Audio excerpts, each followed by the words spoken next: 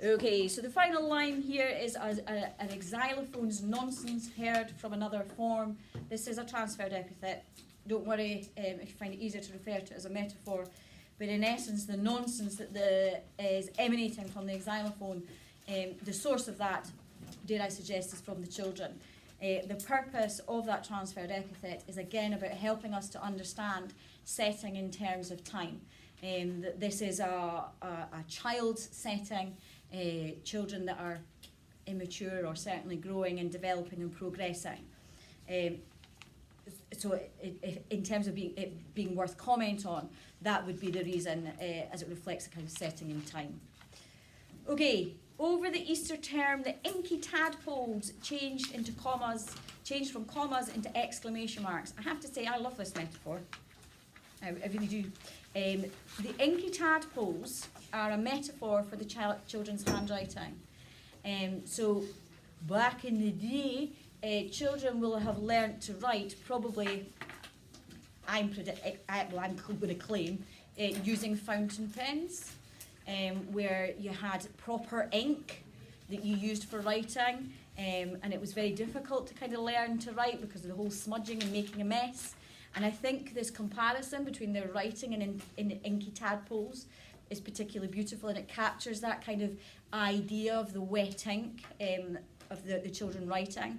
So again, this is about helping us to understand the children's stage, the fact that they are in the process of learning to write. They are obviously young and inexperienced.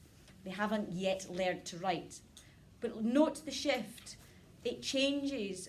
The inky tadpoles changed from commas into exclamation marks, which shows this transition.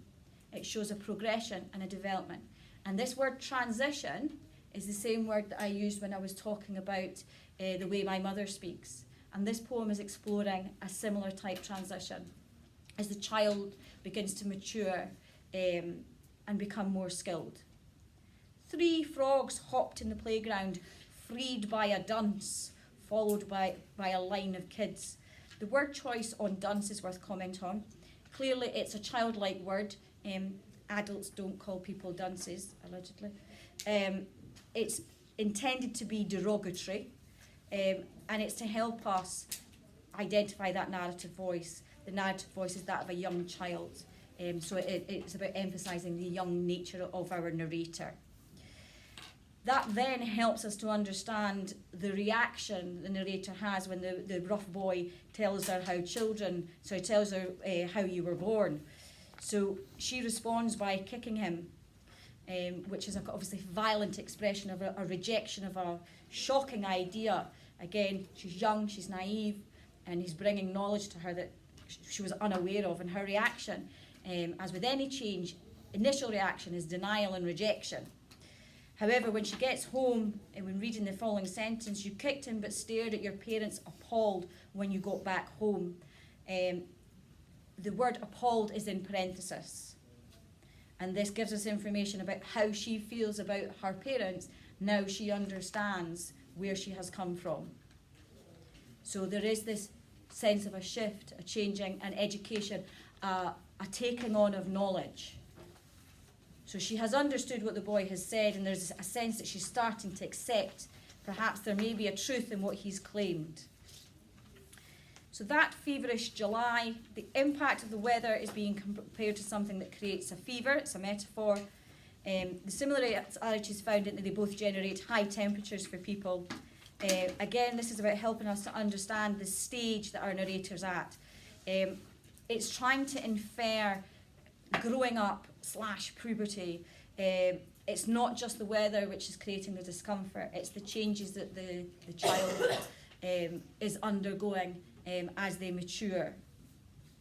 That's then further reinforced with the synesthesia that we see in the air tasted of electricity. Synesthesia is where we've got the merging of senses. In this case, the summer air is being compared to something that tastes metallic. Okay, so the air and taste, so sight and taste, if you like, are being mixed up. The purpose of it is to emphasise this idea of danger and excitement and confusion. These are contradictory emotions that are experienced by a child at this particular time in their life as things are changing and they're growing up. And again, I would pause you and say to you to make the connection between these contrasting and conflicting emotions that we're starting to get in this poem with the conflicting and contrasting emotions that we see in The Way My Mother Speaks. It emphasises a sense of danger and excitement and confusion experienced by the child at the time, and it links to the final line of the poem, which is the thunderstorm image, which we will go on to look at. So in essence, it does also act as a form of pathetic fallacy. Remember, pathetic fallacy is where you have things in nature representing or reflecting the atmosphere or action in the narrative. A tangible alarm made you always untidy, hot, fractious under the heavy, sexy sky. If you look at the word choice on fractious, it has connotations of being irritable, frustrated and annoyed. This emphasises that this is how the adolescents felt within themselves. That with maturity, in other words puberty, comes a feeling of frustration, annoyance and awkwardness. I'm sure feelings that we have all at some point felt as a result of the changes that we are undergoing, not just physically but also emotionally. We also have the sibilance on the sexy sky, and that obviously functions to place emphasis on it. And this is about, again, marking this idea of sexual awareness as our subject matures. So these are all very subtle tools that Duffy uses to mark the change, to mark the progression that the child is undergoing. So again, this is a poem that's about transition. So another key, a key word that links back to The Way My Mother Speaks. So you asked her how you were born, and Mrs. Tilscher smiled, then turned away.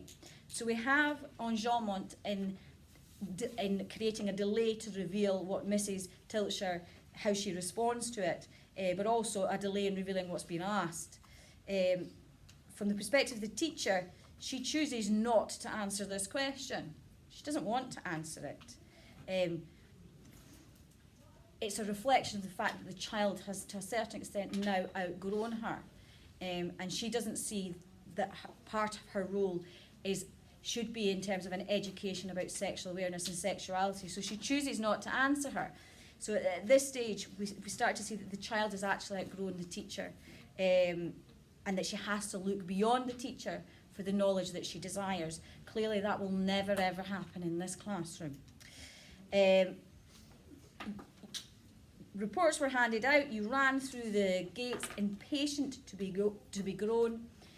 Worth comment on the use of the word impatient, which has connotations of urgency, a lack of patience and a desperation for something to happen. There's a sense that the narrator is starting to embrace, welcome and enjoy the change that she's actually undergoing. This emphasises the new adolescents in Mrs. Tilscher's class had a sense of urgency to grow because they wanted to feel more comfortable themselves and to rid themselves of awkwardness and confusion of adolescence. They're also looking forward to new experiences, which is what adolescence and adult life will bring to you. Now I think that this line, the final line in the poem is beautiful actually, in terms of capturing a sense of where the narrator's at. It is a metaphor, it's also pathetic fallacy. The sky splits open into a thunderstorm. And what I would say to you to help you understand that particular image is you actually need to try to visualise it. So for me, thinking about the setting of the poem, it's kind of at the end of summer. So I have this idea of a very rich sky with lots of colour, maybe reds and pinks or whatever.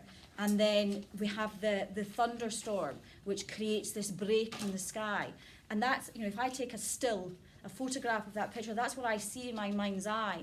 Now, that picture is supposed to be a representation of where the narrator is at, how she feels, and how the future looks. And if you think about it, if you see that image, it's a really exciting image.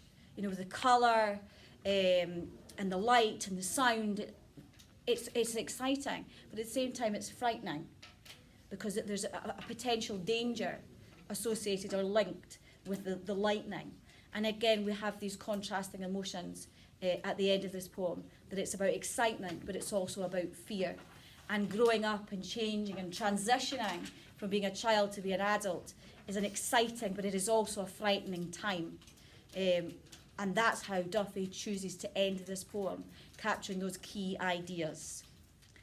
Well, that's all from me. That's all from Mr. Tickle. Thank you.